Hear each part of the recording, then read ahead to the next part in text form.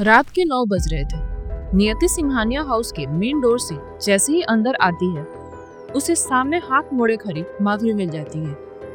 माधुरी के चेहरे पर इस वक्त कोई भाव नहीं थे और वो एक तक नियति को घूरे जा रही थी। क्या हुआ माँ? माधुरी को ऐसे खड़ा देख नियति कहती है। कहाँ थी तू नियति? माधुरी सहजता से कहती है। माँ, वो कुछ काम था तो मुझे देर हो गई। नियति शांत भाव से कहती है। अच्छा, और क्या चल रहा है आजकल? माधुरी उसी ओर आती ही कहती है। कुछ नहीं माँ, बस काम। नियति कहती है। विराट के साथ तेरा क्या चल रहा है? माधुरी एक बार फिर बिना किसी भाव के कहती है। तभी महेश भी हॉल में चले आते हैं। माधुरी के मुंह से ये सुनकर नियति हैरानी से उन्हें देखने लगती है और महेश माधुरी का हाथ पकड़ते हैं तो वो गुस्से में महेश से बोल पड़ती है। बस, आपने इसे बहुत छूट दे रखी है, लेकिन मैंने इसे संस्कार दिए हैं, हमेशा दोस्त बनकर इसे समझा है। कम से कम ये हमसे अपने मन की बात तो बता ही सकते हैं ना। माँ, आप ये सब क्या बोलने जा रही हैं? नियति हैरानी से कहती है। यही कि तूने हमसे झूठ क्यों कहा नियति? माधुरी गुस्से से कहती है। कौन सा झूठ? नियति अंजाम बनती हुई कहती है। कल रात मैंने इतना कहकर माधुरी नियति को सब बता देती है कि कल उसे विराट के साथ माधुरी ने कैसे देखा था। सब कुछ सुनने के बाद नियति एकदम से चुप हो जाती है और अपनी नजरें झुका लेती है तो महेश उसके पास आते हुए कहते हैं। नियति, बेटा तुम फिक्र मत करो, मैं और तुम्हारी माँ तुम्हारा बुरा नहीं चाहते हैं, लेकिन बेटा अगर तुम्हारे दिल में कोई बात है तो तुम हमें बता सकती हो। महेश शांत भाव से कहते हैं। नियति अभी भी अपना सिर झुकाए खड़ी थी। तुम ऐसे चुप क्यों हो? कुछ तो कहो बेटा।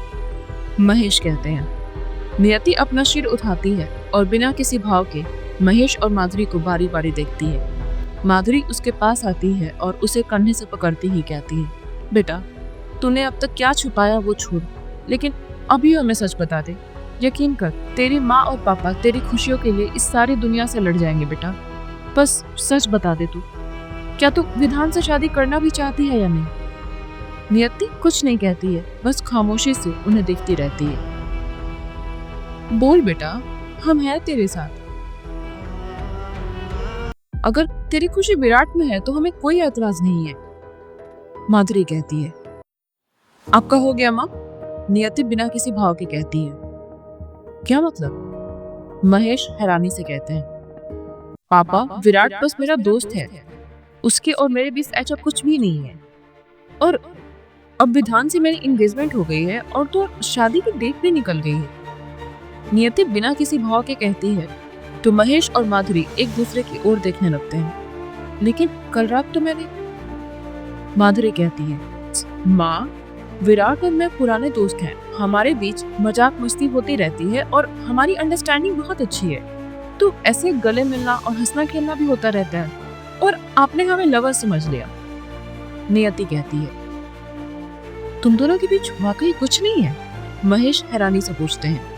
नहीं पापा, मैं कह रही हूँ ना, हम बस दोस्त हैं, नियति कहती है। महेश और माधुरी ये सुनकर फिर एक दूसरे की ओर देखने लगते हैं और फिर माधुरी नियति से कहती है। तू पक्का इस शादी से खुश है ना? विधान पसंद है तुझे? हाँ माँ, और विधान बहुत अच्छा लड़का है, मुझे इस शादी से कोई एतराज नहीं है, नियति मुस्कुराकर कहती है। चल फिर ठीक है, हमें तो कुछ और ही लगा था, महेश माधुरी को देखकर कहते हैं तो माधुरी भी मुस्कुरा देती है। आप दोनों भी ना? अच्छा, मैं बहुत थक गई आज, मैं अपने कमरे में जाती हूँ, नियति कहती है और वहां से अपने कमरे की ओर बढ़ जाती है। महेश और माधुरी मुस्कुराते हुए एक दूसरे की ओर देखते हैं और फिर महेश माधुरी से कहते हैं। क्या तुम भी? अच्छा बाबा, गलती हो गई, आपकी लाडली को समझने में गलती हो गई मुझसे। अब चलिए आराम कर लीजिए, फिर उसकी शादी की तैयारियां भी करनी है, माधुरी मुस्कुराकर कहती है तो महेश हंस पड़ते हैं और माधुरी के साथ अपने कमरे की ओर बढ़ जाते हैं। इस तरफ नियति अपने कमरे में थी। उसने कपड़े बदल लिए थे और लोअर और टी शर्ट पहन रखा था। वो आईने के सामने खड़ी अपने बाल संवार रही थी। नियति कंघी ड्रेसिंग पर रख अपने बेड पर आकर बैठ जाती है और एक गहरी सांस लेती हुई खुद से कहती है। मुझे माफ करना माँ, आपने बिल्कुल सही समझा था।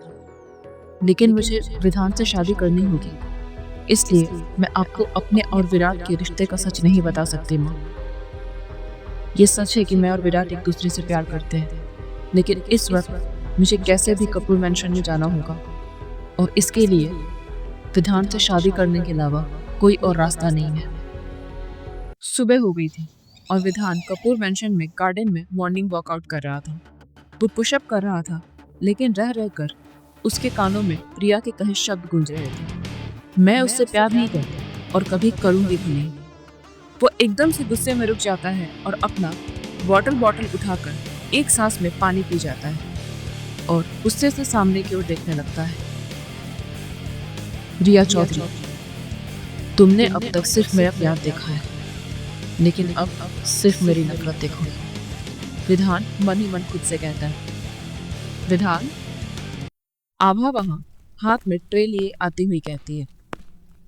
अरे भाभी आप, विधान एकदम से कहता है। बॉडी तो सही बना ली है तुमने, आभा उसके हाथ देखते हुए कहती है।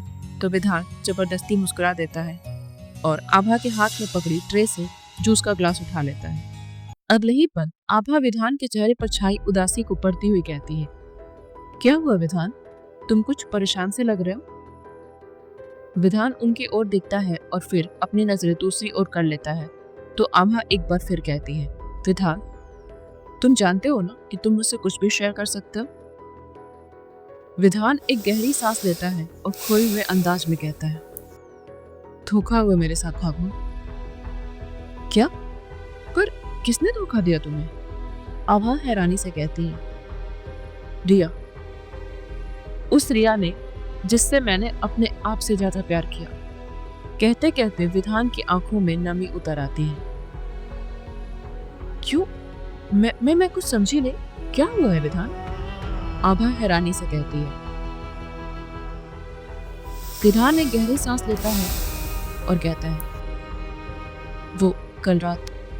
इतना कहकर वो आभा को वो सब बता देता है जो भी उसने पिछली रात देखा और सुना था। सब कुछ सुनकर आभा हैरान थी। वो विधान के कंधे पर हाथ रखती ही कहती है, रिया इतना बड़ा धोखा दे रही थी तुम्हें, और हमें तो नियति और विराट का शुक्रगुजार होना चाहिए इसके लिए। आज उनकी ही वजह से सच मेरे सामने आया है। विधान उदासी से कहता है। विधान, तुम दिल छोटा मत करो। उसने तुम्हारे साथ धोखा किया, तुम्हारी अच्छाई का फायदा उठाया, तुम्हारे प्यार को नहीं समझा। इसमें तुम्हारी कोई गलती नहीं है विधान। आभा उसके सिर पर हाथ फेरते हुए कहती है। विधान कुछ नहीं कहता, बस एक गहरी सांस लेता है और फिर जूस की एक घूंट भरता है। तो क्या सोचा है तुमने? तुम नियति से शादी करोगे? आभा सहजता से कहती है। भाभी, इस वक्त मैं किसी भी रिश्ते को संभालने की हालत में नहीं हूँ, विधान कहता है। नियति बहुत अच्छी लड़की है विधान, आभा कहती है। विधान ये सुनकर कुछ पल के लिए खामोश हो जाता है और फिर कहता है, इस वक्त तो पहले उस रिया को अपनी जिंदगी से बाहर निकालना बहुत जरूरी है। इतना कहकर विधान वहां से चला जाता है। आभा उसे जाते हुए देखती रहती है और फिर मन ही मन खुद से कहती है, तुम्हारी चाहत ने तुम्हें धोखा दिया है विधान, लेकिन तुम्हारी नियति तुम्हारी जिंदगी में नियति को लेकर आई। और पता नहीं क्यों मुझे ऐसा लग रहा है जैसे नियति ही है जो इस घर को और तुम्हें संभाल सकती है। सुनते रहिए कालचक्र, समय का चक्रव्यूह।